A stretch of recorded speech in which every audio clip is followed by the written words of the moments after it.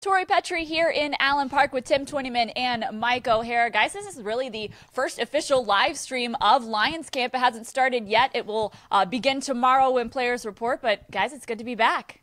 This is official? I'm so nervous. Why did you tell me that? Yeah, it is official. We are getting into Lions Camp now. A lot of buzz going around in the building. We had our staff training camp meeting this morning, so it's fun to really kind of be getting back into that training camp mode. So we are here on this live stream to preview camp for you guys. There's a lot of storylines to watch for, but we will start with some breaking news from yesterday. The Lions placed Ziggy Ansah on the PUP list to start camp just like he was last year. What do you guys make of that for the Lions as they begin camp? Let's play the tape from last year, just like you said, just like last year, but he came off a PUP on September 1st, started on opening day, played okay against the in the opener, and then on Monday Night Football game, too, he had 3 sacks, so it didn't seem to bother him being on PUP. He looked like he was ready to go. Well, he's going to be such a big part of this defense. I think we all can agree he's probably Detroit's best pass rusher, entering training camp. Yeah. And so, look, you need him healthy. And so, you need Ziggy Ansah healthy in September, not in August. Now, obviously, you're implementing a new scheme, and you want him to be part of camp as much as possible. But we've been through this before. Like Mike mentioned last year, and look, Ziggy still played 14 games last year, had 12 sacks. So he was productive despite missing camp. He's a 6-year veteran. Still, you're going to monitor how long he's on camp. You want this to be days, not weeks, but I think not as big an issue because we've seen this before. Yeah, but the one thing we talked about putting in a new scheme, Tim, and when he's on PUP, he can't participate in that stuff. He can only work on the sidelines by himself and with the trainer in the training room and all that other stuff. So he's not really in there for installations and things like that. Whatever he's getting is what he's observing, memory work and what do you call mental reps and stuff like that. But he's not on the field, and I think you missed that. I think that's valuable work. And, of course, it's important to note that Ziggy is playing on the franchise tag this year. The team did not reach a long-term deal with him, so he'll be on the franchise tag this year, playing for a contract, whether here or elsewhere. Does that heighten the concern at all with him starting the season injured? I think more from a financial standpoint, it explains why both sides didn't come to an agreement. The Lions because of his history of health, Ziggy because maybe his long-term financial future, maybe he could get a better deal next year, either here in Detroit if he stays healthy or somewhere else. It's just part of the financial dance. All right, let's dive into camp battles then, because that's one of our favorite things to talk about once training camp comes around. Let me ask you guys, what is one camp battle that you will be keeping an eye on during camp? Well, this is pretty obvious for me, running backs. And, they've got 2 new guys, LeGarrette Blount and Kerryon Johnson, the rookie. And so all because, okay, these are the new guys. Well, hold on a second. Maybe Amir Abdullah has something to say about that.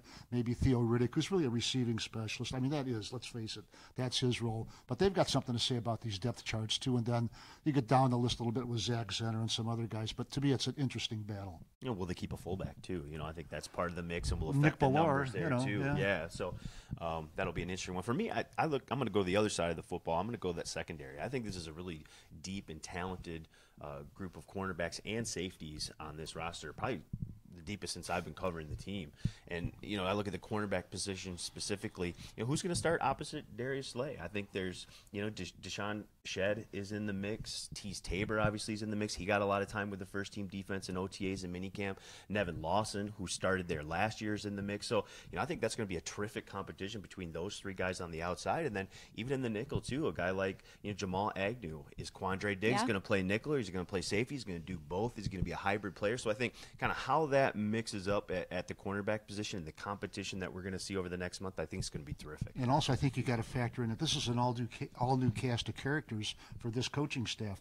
Nobody's got anything baked in for them, so they'll earn it on the practice field and in the preseason games. Now, obviously, Glover Quinn and Darius Slay and guys like that have established themselves, but nobody's got an inside track just because of familiarity with the coaching staff. Sure. That secondary as a whole is one of the Lions' deepest position groups, I'd say, going into camp, whether it be the outside corner position or the slot corner position, or even who's playing safety next to Glover Quinn. We saw Quandre Diggs play there for most of the summer. Of course, Tavon Wilson was in that red jersey for most of the summer, the no-contact jersey. So every position at that secondary, really outside of Darius Slay and Glover Quinn, are ones to watch. I think they've gotten so deep in the secondary in the last 2 years that a player like Miles Killebrew, is he still a backup, or is he just a situational 8, 10, 12 snaps a game player, depending on matchups with the opposition. That's how deep I think this group is. And when you go back and look at Matt Patricia's defenses in New England, they really use those guys in the secondary. You know, you'll see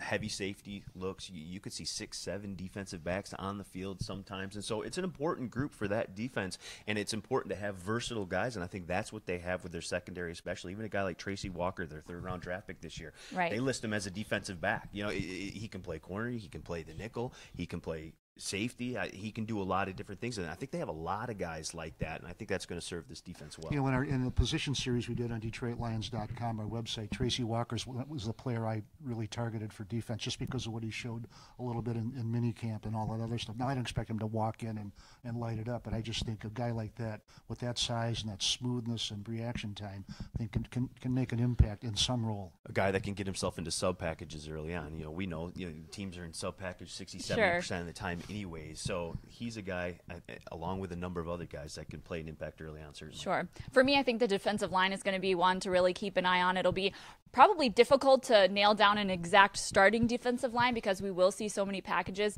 from this defense. But I think that seeing how new pieces like Sylvester Williams and Deshaun Hand fit into that group, what they do if Ziggy isn't in there practicing with them during camp, who's filling in those roles, I think that will be interesting to watch as well. Let's go to the other extreme, too. I think the one pad hand, let's not punter, kicker, and all that, where there's one punter, come on, but offensive line, a pad hand starting out on Friday at 9 o'clock in the morning.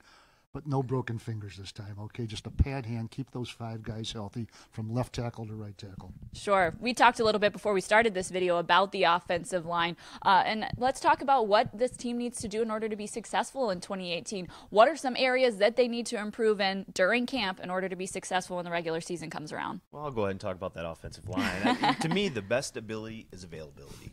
And that was the issue with these guys last year. Where have we heard that before? We've heard that before, I know. But, 10 different starting combinations up front for this team. And you just can't be consistent on offense, especially running the football. When you're starting 10 different guys, when you have that many different pieces juggling in and out, I think you look at good offensive line play in this league, at the end of the year, it's going to be the teams that typically stay the healthiest up front are going to be the best collection of guys. And so I think that's good. They're great on paper. Bob Quinn has put a lot of resources into this offensive line. 2 first-round picks, a third-round pick, and 2 priority free agents, And so I think it's now time to make good on that, and I think they can as long as they just stay healthy. And it's been he's done something all 3 years, something dramatic all 3 years to help build further the offensive line. And I think as it stands right now, once again, pad hand on Friday, but that's why Pro Football Focus, they were 19th last year. They moved up 11 spots to 8th based on where they stand right now. I think Ragnow, whoever, I think he's a big part of that, because if he can step in at left guard and solidify it, it changes everything. Definitely. I think pass rush is another area that we need to see a little bit of improvement in. They've got a great secondary, but the secondary can only hold for so long, so I think pass rush is something to watch for this season as well. Yeah, the two definitely go hand in hand, and I think what you're going to see, what fans are going to see from this defense too, is the pass rush is going to come from a lot of different areas. Yep. You're going to get that linebacker position, that kind of Sam guy that in the 4-3 look, but he's going to be on the line of scrimmage. Devon Kennard is going to be the guy who comes after the quarterback a lot, going to get a lot of opportunities to rush the passer. So it's going to come from a lot of different areas that I think you guys out there aren't used to seeing, which will be exciting. And that's a change in philosophy too, Tim. Like they said, they don't want to just have the up the field rush all the time. They want gap control this year, and that helps the linebackers, who I think going in need help. We'll see what that unit does too. All right, guys. Well, I'm excited for camp to start. I don't know about you guys. I think we're all excited here in Allen Park to get back to talking about some football and having the football schedule ramp back up. So thank you guys for tuning in to this live stream. We will keep you updated all throughout camp on DetroitLions.com. For Twentyman and Mike O'Hara, I'm Tori Petry.